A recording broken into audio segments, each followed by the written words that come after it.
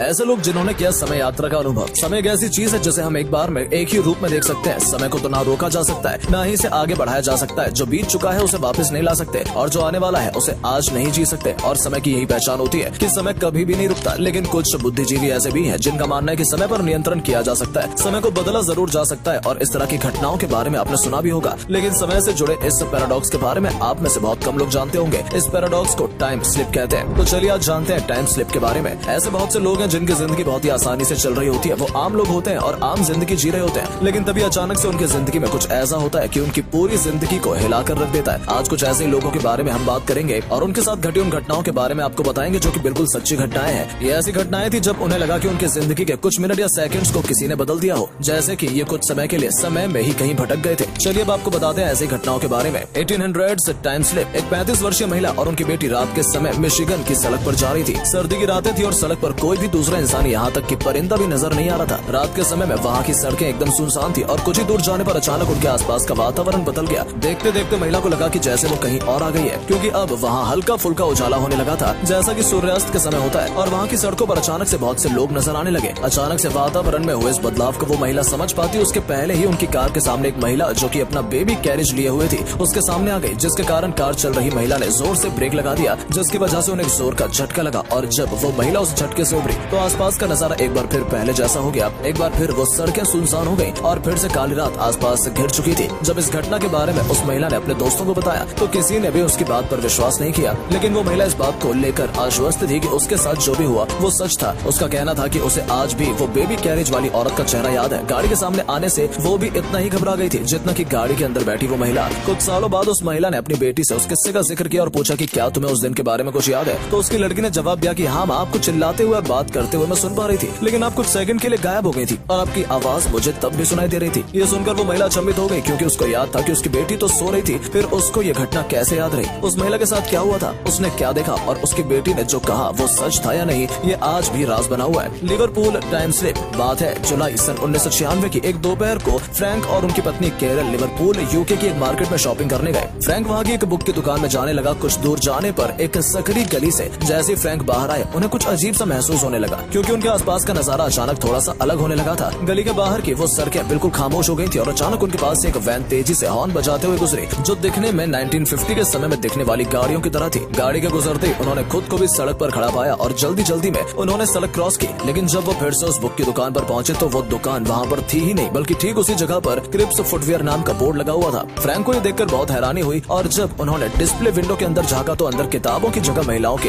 Handbag और shoes थे। उन्होंने एक और अजीब बात भी नोटिस की कि उनके आसपास चल रहे लोगों के कपड़े 1940 के दशक के लोगों की तरह थे। उन लोगों का पहनावा फ्रैंक के समय से काफी पहले समय का था। तभी फ्रैंक को वहाँ एक महिला दिखाई दी जिसने काफी नामचीन कंपनी का मॉडर्न पर्स लिया हुआ था। फ्रैंक उसके पास गए और उससे पूछा कि क्या तुम्हें भी इस जगह में कुछ अजीब लग रहा है? इसके जवाब में उस महिला ने कहा कि हाँ, मैं यहाँ अपने लिए पर्स लेने आई थी, लेकिन यहाँ तो केवल किताबें हैं। ये सुनकर फ्रैंक अचंभित हो गए और इसी दौरान फ्रैंक की पत्नी वहाँ गई और उन्हें परेशान देखकर पत्नी ने पूछा कि तुम्हें क्या हुआ है? तब फ्रैंक ने उत्तर दिया कि मैं अभी अभी कुछ बहुत ही अजीब महसूस किया है। फ्रैंक ने इस पर रिसर्च करने का सोचा और उन्होंने पाया कि ठीक उसी जगह पर 1940 के आसपास क्रिप्स नाम का एक फुटवियर शोरूम हुआ करता था, जिसकी फ्रैंक को पहले से कोई जानकारी नहीं थी। लेकिन आखिर उसके साथ ऐसा ये क्या हुआ? आपको क्या लगता है कि इस घटना के पीछे की सच्चाई क्या है? The mysterious road. ये बात है 1954 की, जब विलियम डेविस नाम का एक व्यक्ति इंग्लिश कंट्री साइड पर अपनी कार ड्राइव कर रहा था। तभी उसके साथ एक ऐसी घटना घटी जिसने सभी को अचंभित कर दिया। सड़क पर चलते चलते अचानक उन्हें अजीब सा अनुभव होने लगा। अचानक से आसपास का नजारा बदल चुका था। जिस सड़क पर वो चल रहे थे वो सड़क पक्की थी, अचानक से सड़क कच्ची हो चुकी थी और आसपास के लोगों ने मेडिएवल ड्रेस पहन रखी थी। सड़क के गुजरते समय उन्होंने पुरानी झोपड़ी देखी और खेतों में पुराने जमाने की तरह खेती की जा रही थी। जैसे दो बैलों को लेकर खेती की जाती थी, वैसा ही नजारा डेविस को नजर आ रहा था। इतना ही नहीं, थोड़ी ऊंचाई पर उन्होंने एक किला भी देखा जो पहले वहाँ मौजूद नहीं था। उन्हें घोड़े के दौड़ने की आवाज भी सुनाई दी और घोड़े पर बैठे कुछ मेडिएवल टूल्स भी दिखाई दिए। लेकिन देखते ही देखते सब कुछ अचानक से गायब हो गया। कुछ मिनट के बाद सब कुछ अचानक से पहले की तरह हो गया। वो फिर से आज के जमाने में वापस आ चुके थे।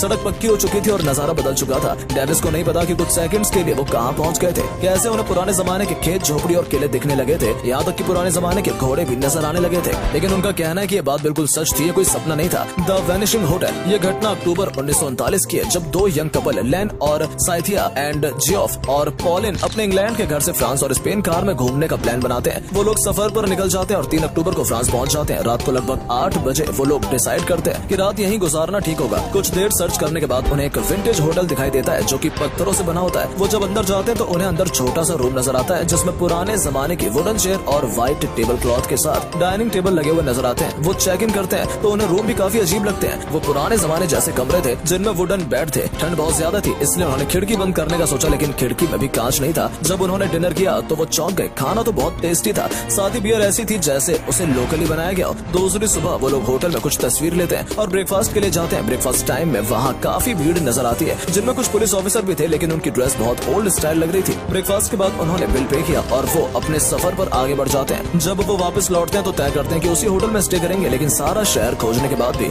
उन्हें वो होटल दोबारा नहीं मिलता। घर पहुंचने के बाद जब उन्होंने फोटोग्राफ्स देखे तो उस होटल में कैप्चर की गई एक भी फोटो रील में नहीं थी। 2 अलग अलग कैमरे में तस्वीरें ली गई थी, लेकिन उनमें होटल में ली गई तस्वीरों को छोड़कर बाकी सारी तस्वीरें मौजूद थी। कुछ रिसर्च करने के बाद उन्हें पता चला कि वो 19th सेंचुरी में पहुंच गए थे। उन्होंने फिर से उस जगह जाकर थोड़ी रिसर्च की तो उन्हें उस होटल के कमरे मिले। उसके पास एक पुलिस स्टेशन भी मिला जहाँ से वो पुलिस ऑफिसर कॉफी पीने आए थे, लेकिन सब टूटी अवस्था में था, खंडर हो चुका था। अब वो और भी ज्यादा कंफ्यूज हो गए थे, क्योंकि अगर वो टाइम में पीछे चले गए थे तो होटल मैनेजर ने उनसे आज के समय की करेंसी कैसे ली और उनके मॉडर्न ड्रेस देखकर वहाँ के लोगों ने रिएक्ट क्यों नहीं किया।